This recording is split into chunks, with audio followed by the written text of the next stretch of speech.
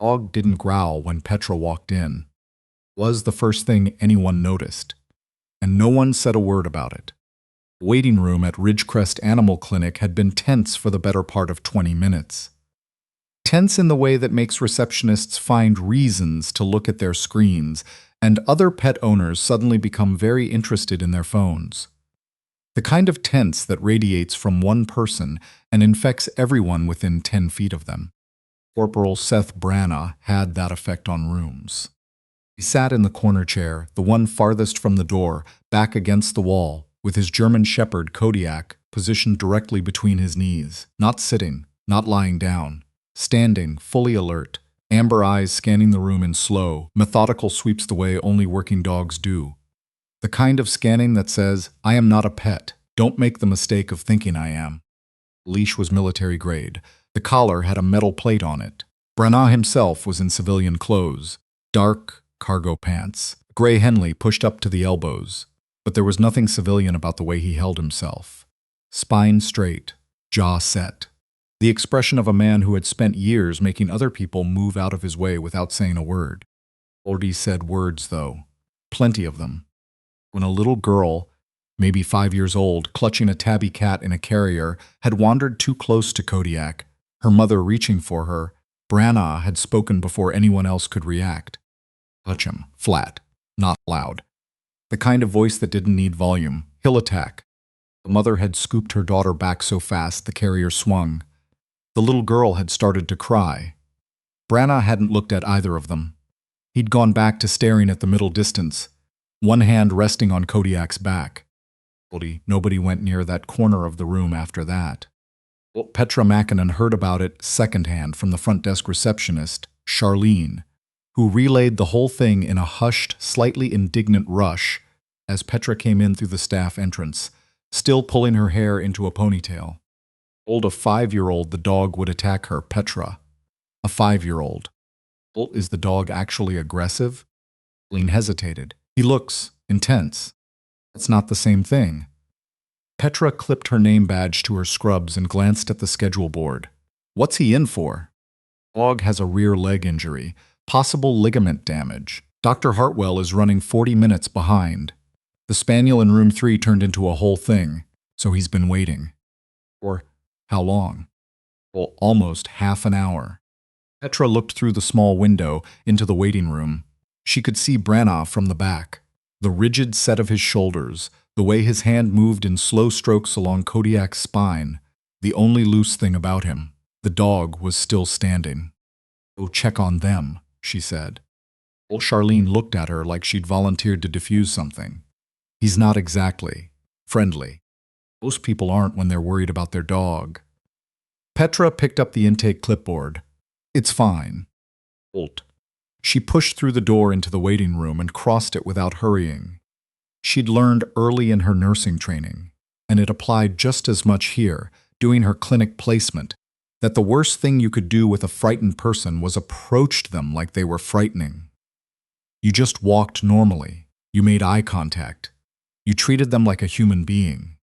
Brannagh looked up when she was still 6 feet away.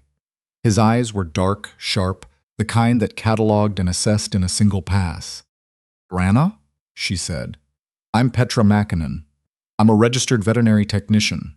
Dr. Hartwell is running a little behind, but I can do a preliminary assessment on Kodiak if that's all right. It'll help move things along when she's ready for you." Watched something flicker in his expression. Not warmth. Not exactly. More like he was recalibrating. "He doesn't do well with strangers," Brannagh said. "Understood." She didn't step back. "Can you tell me what happened to his leg?" "Beat.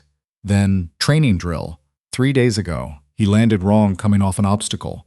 Walked it off for a day, but it's getting worse." "Is he putting any weight on it?" "Partial. He's compensating." Nodded, glancing at Kodiak.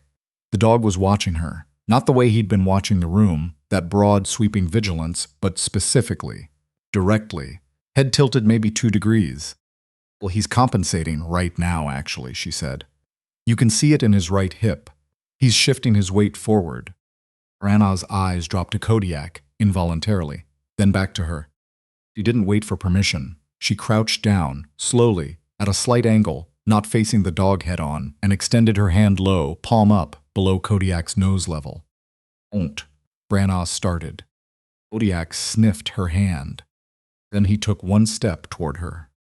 Brannagh went very still.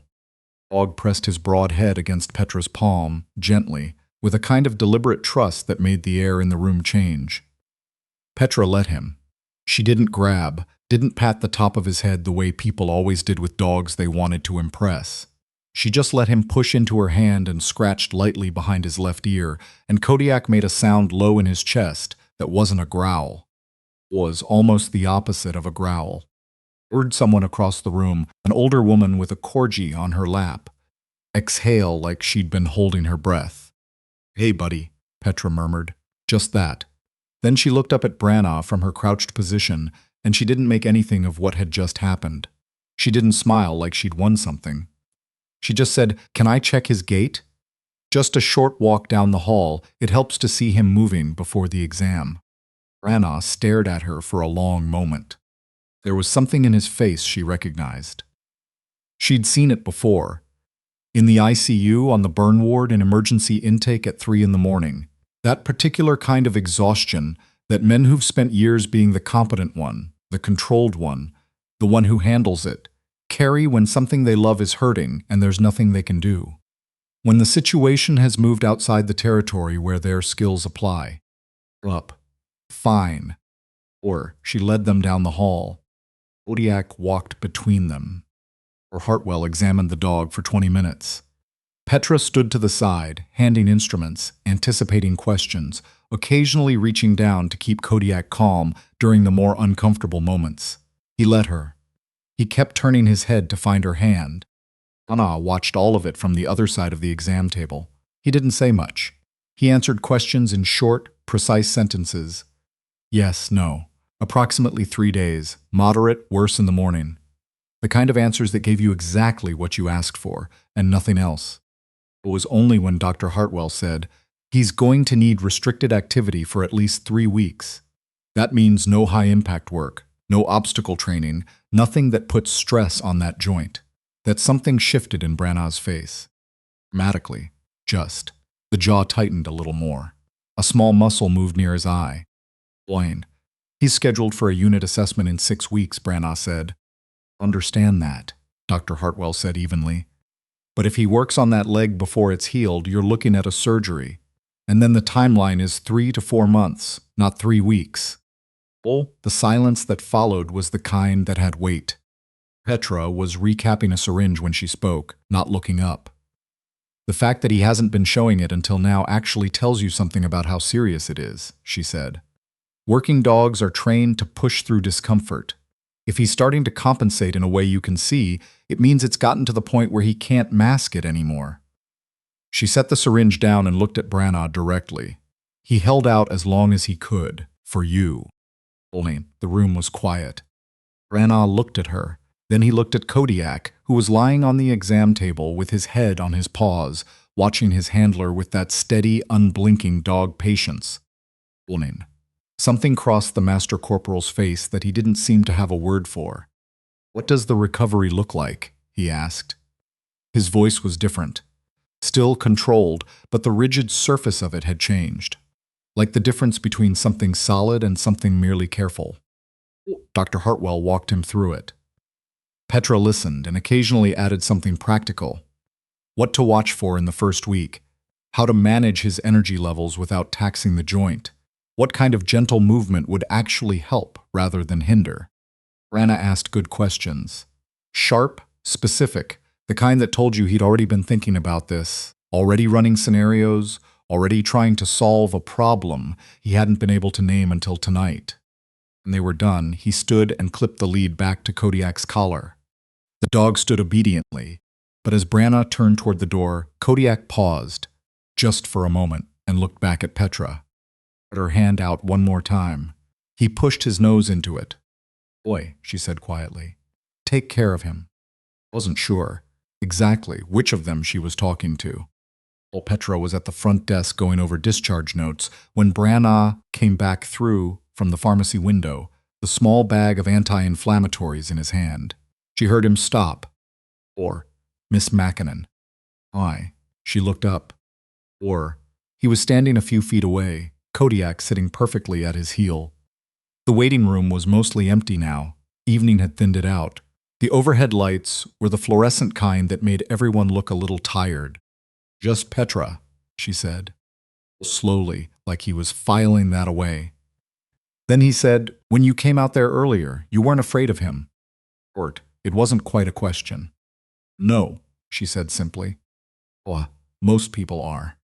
Most people mistake alertness for aggression. She held his gaze. He was doing his job, watching the room. That's not the same as being dangerous. Long pause. Brannagh looked down at Kodiak, then back at her. Well, he hasn't gone to a stranger like that in. He stopped. Started again. We've been through 2 deployments together. He doesn't do that. No, Petra said. And she said it gently, without making it mean more than it meant, because she understood that this was a significant thing he was telling her, and that it had cost him something to say it out loud. He's a good judge. Silence. Outside, someone's car alarm chirped twice and went off. Or, you said you were a vet tech, Brannagh said. Registered, yes. I'm also finishing my 2nd year of veterinary medicine at Guelph. She saw the slight shift of his expression, a reassessment. I come in here 2 days a week. Dr. Hartwell supervised my intake work a couple years ago when I was still in my undergrad. Why did you come out instead of just waiting? Or she looked at him steadily. Because you'd been waiting 40 minutes and I could see your dog was uncomfortable. And because, she paused, choosing honest over diplomatic, because the way you spoke to that little girl wasn't about the dog. Brannagh's jaw moved. She half expected him to close down, to go flat and formal again. Or, he didn't. Close, he said. I wasn't. I know how it sounded. I know, Petra said. I've worked with veterans on placement. I recognize what it looks like when someone's running a threat perimeter they can't turn off. He absorbed that without speaking.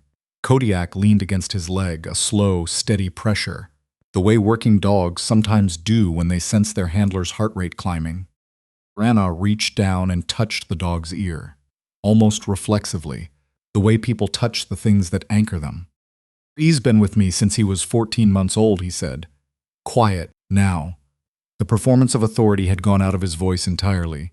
He just sounded like a person. I've spent more time with him than with anyone. Petra nodded. She didn't offer a platitude. She didn't say he'll be fine or don't worry, because she hated when people said those things to her, and she had never understood why anyone thought uncertainty became more bearable when you plastered something cheerful over it. He's strong and he's well cared for. The ligament isn't torn, just strained. 3 weeks of rest is a genuine prognosis, not a best-case scenario. Brannagh looked at her for a long moment. You're not going to tell me it's going to be fine. Or, I think you'd rather have the truth than the comfort. One that might have been the beginning of something moved across his face. Not quite a smile. More like a recognition. He said. I would. He came back on a Wednesday. Because Kodiak had a follow-up scheduled. He didn't, not for another 10 days, but because he showed up at 11 in the morning when the clinic was quiet. Kodiak walking with a noticeably improved gait, and he asked at the front desk if Petra was working. Was. She came out to the lobby. He's moving better, she said, watching Kodiak cross the floor. The compensation in the hip was barely visible now. Morning stiffness is still there, but it's better. He paused.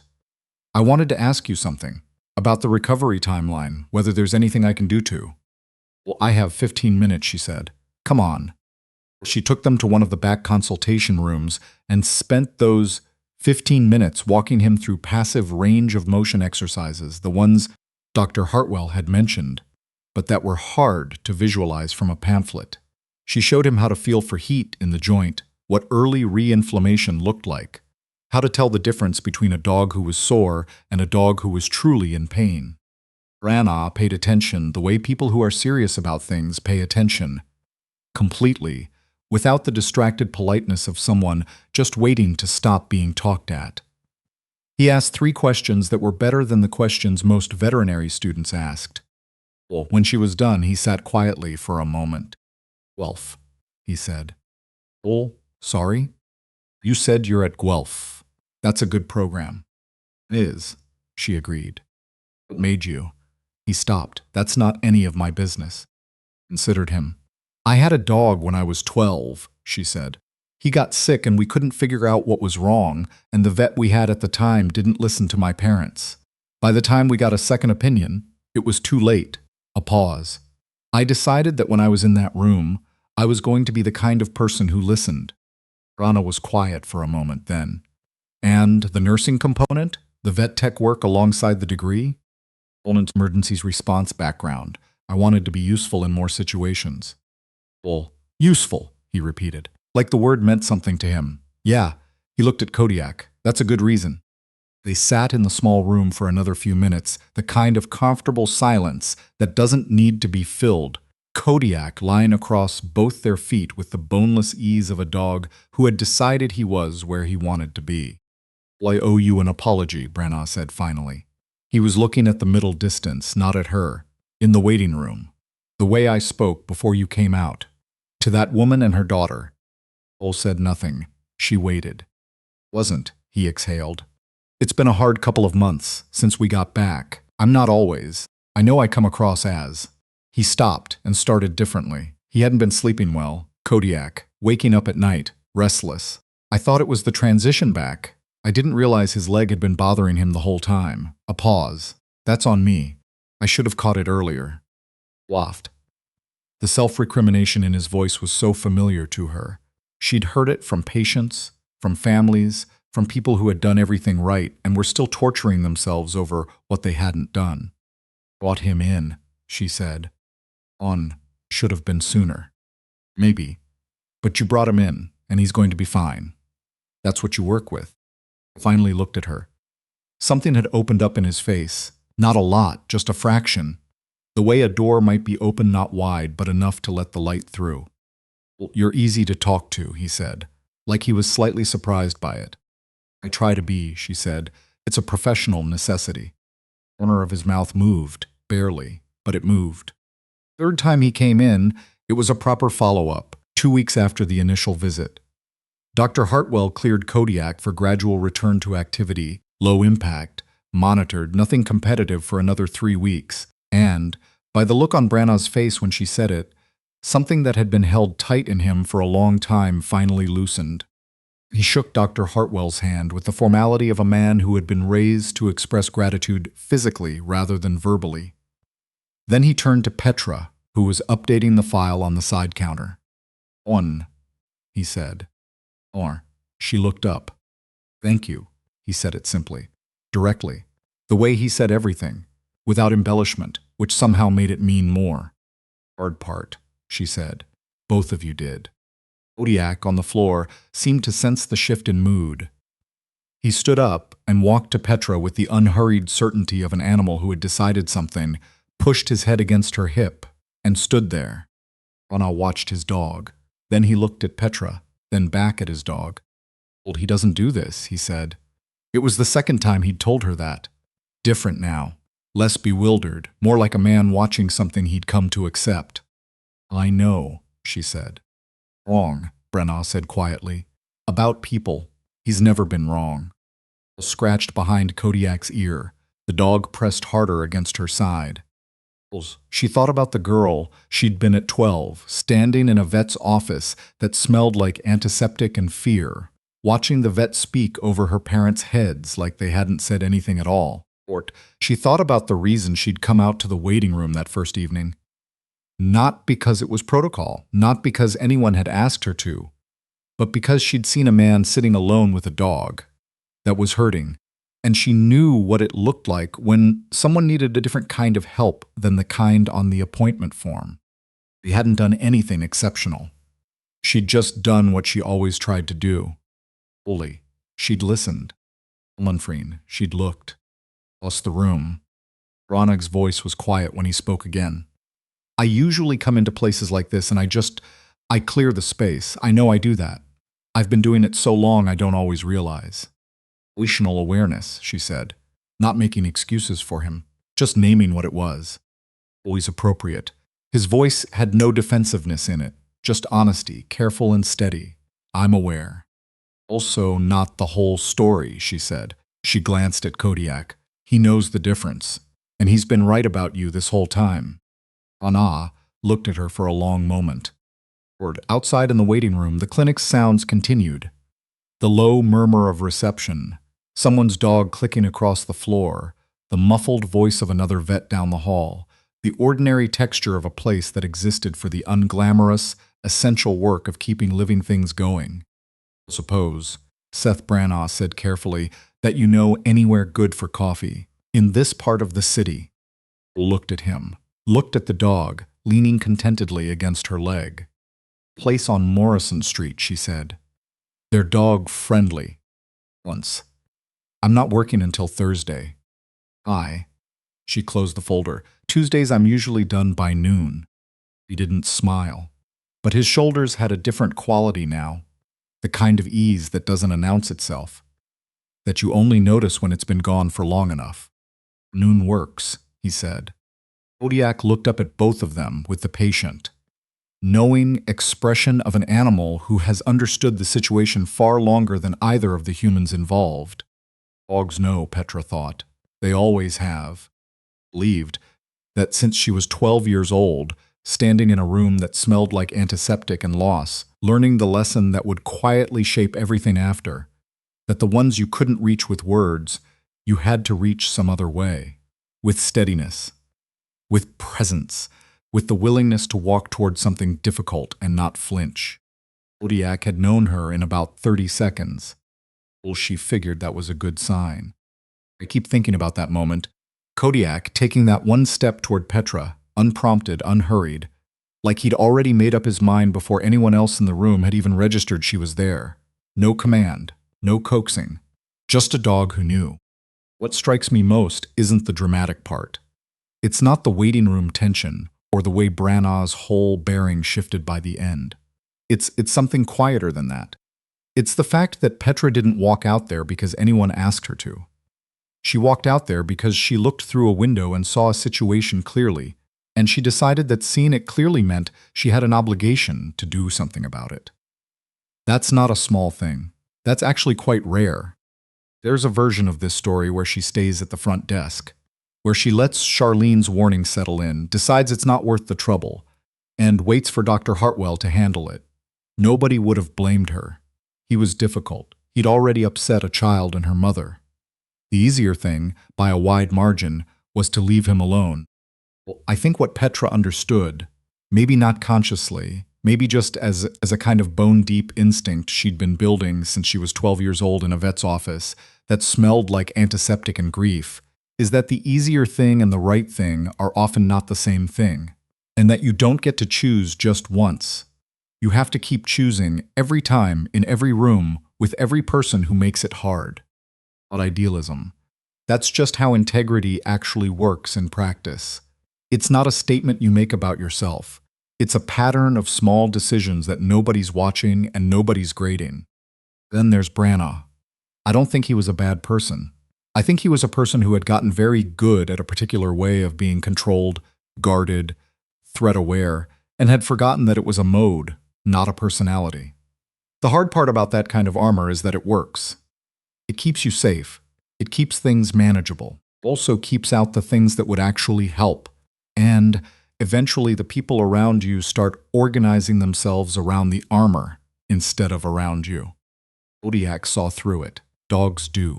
They don't read the performance. They read the thing underneath. What changed things wasn't a confrontation. It wasn't someone calling Brannagh out or forcing him to account for himself. It was just Petra being exactly what she was. Competent without needing to prove it. Honest without being harsh. Steady in a way that didn't ask anything from him except that he be honest back. She gave him a version of the interaction where he didn't have to win anything. And that, I think, is what he hadn't had in a long time. There's something in this story that I find myself returning to. The idea that intelligence isn't just about what you know, it's about what you notice. Petra noticed the hip compensation before anyone named it. She noticed the threat perimeter that had nothing to do with the dog. She noticed what Brannagh needed, which was not reassurance but truth. That kind of noticing takes practice, and it takes paying attention, And paying attention takes a willingness to actually be present in the room you're in, not the room you'd rather be in. Perseverance piece. 3 weeks of restricted activity, the follow-up visits, Brannagh learning the range of motion exercises, committing to the recovery even when it cost him the assessment timeline he'd planned for. That's not glamorous. Nobody makes stories about the part where you show up consistently and do the unglamorous thing. But that's usually the part that actually matters. Kodiak healed. And I think Brannagh did too, a little. Not because something extraordinary happened, but because one person decided that what she saw through a window was worth walking toward. The whole of it. Really.